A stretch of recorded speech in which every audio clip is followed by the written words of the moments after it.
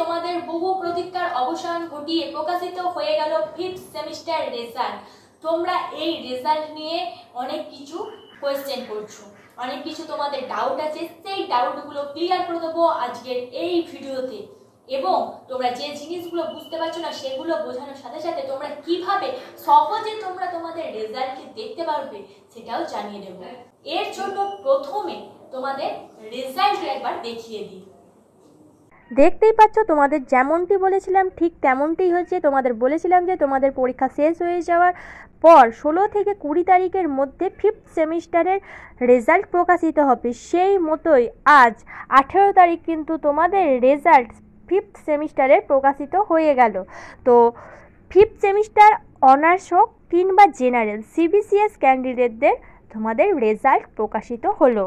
তোমরা সহজে result check করার জন্য রেজাল্টের প্রথমেই সার্চ বাটন পেয়ে যাবে। সেখান থেকে তোমরা নিজেদের রোল নাম্বার ঠিক মতো দেখে দেখে টাইপ করে নিখুঁতভাবে সার্চ দিলেই কিন্তু তোমরা তোমাদের রেজাল্ট খুব তাড়াতাড়ি দেখে নিতে পারবে। তো প্রথমেই আছে তোমাদের রোল নাম্বার।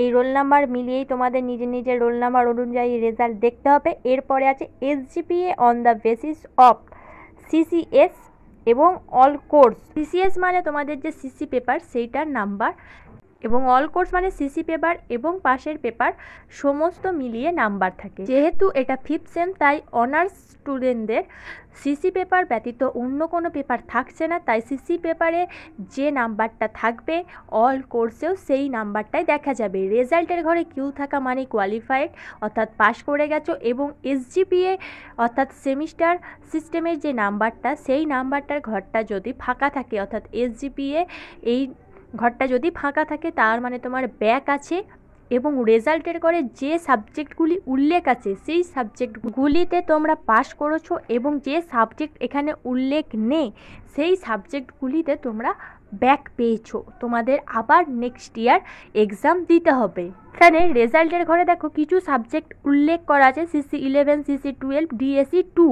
এখানে উল্লেখ করা নেই DSE 1, অর্থাৎ DSE 1-এ এখানে ব্যাক এসেছে এবং CC11, CC12, DSE 2-এতে পাস করে গেছে। আশা করি এটা তোমরা পুরোটাই বুঝতে পেরেছো বা এই ব্যাপারটা তোমরা জানো। তো আমাদের জানানোটাই তোমাদের উদ্দেশ্য। আশা করি তোমাদের সমস্ত বিষয়ের যে কোয়েশ্চেন ছিল সেগুলো ক্লিয়ার হয়ে গেছে।